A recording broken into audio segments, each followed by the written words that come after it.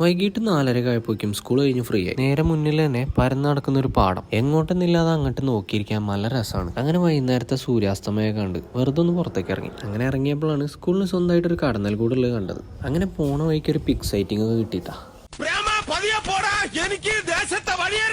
ആദ്യം കരുതിയത് കാട്ടുപന്നിയാണ്, സംഭവം നാടൻ പന്നിയാണ് കേട്ടോ. അത് കഴിഞ്ഞ് മുന്നോട്ട് പോയപ്പോഴാണ് അടുത്ത ടീമിനെ കണ്ടത് കേട്ടോ. നമ്മളെ നാട്ടിലൊക്കെ കാരണന്മാരെ കാണുമ്പോഴാണ് ഈ ചിക്ക കാരണന്മാരൊക്കെ വരാണ് കേട്ടോ. അങ്ങനെ നേരെ നമ്മളെ ചെറുക്കൻ്റെ കടയ്ക്ക് ഒരു ചായ കുടിക്കാൻ കയറി. 2 പ്ലേറ്റ് മുട്ട ബജി കൊണ്ട് കഴിച്ചു. അങ്ങനെ ഇരിക്കുമ്പോഴാണ് അപ്പുറത്തൊരു കടയിൽ വടാപ്പാവ് ഉണ്ടെന്ന് അറിഞ്ഞത്. പിന്നെ ഒന്നും നോക്കില്ല, നേരെ അങ്ങോട്ട് വിട്ട്. അങ്ങനെ അവിടെ നിന്ന് 2 വടാപ്പാവ് അങ്ങോട്ട് കഴിച്ചു. സംഗതി കുഴപ്പമൊന്നുമില്ല, ടേസ്റ്റ് ഉണ്ട് കേട്ടോ. അങ്ങനെ ഇന്നത്തെ ചായ കുടിയൊക്കെ കഴിഞ്ഞ് നേരെ ഹോസ്റ്റലിലേക്ക് വിട്ടു. അവിടെ എത്തിയപ്പോൾ ഫുഡ് ഉണ്ടാക്കുന്ന അമ്മച്ചിക്ക് സാഗർ സാർ ഫോണിൽ എന്തൊക്കെയോ കാണിച്ചു കൊടുത്ത് ചിരിപ്പിക്കണ്ടായിരുന്നു കേട്ടോ. അങ്ങനെ അവിടെ എത്തിയത് കണ്ടപ്പോൾ ചാവി കൊടുക്കേണ്ടി വിചാരിച്ച് ഞാനൊന്ന് പേടിച്ചിട്ടാ. നന്നായി ബാറ്റ് ചെയ്തുകൊണ്ടിരിക്കുമ്പോൾ റൺ ഔട്ട് ആകുന്നത് എന്തൊരു കഷ്ടമാണെന്നുള്ള ഡയലോഗാണ് എനിക്ക് ഇപ്പോൾ ഓർമ്മ വന്നത്.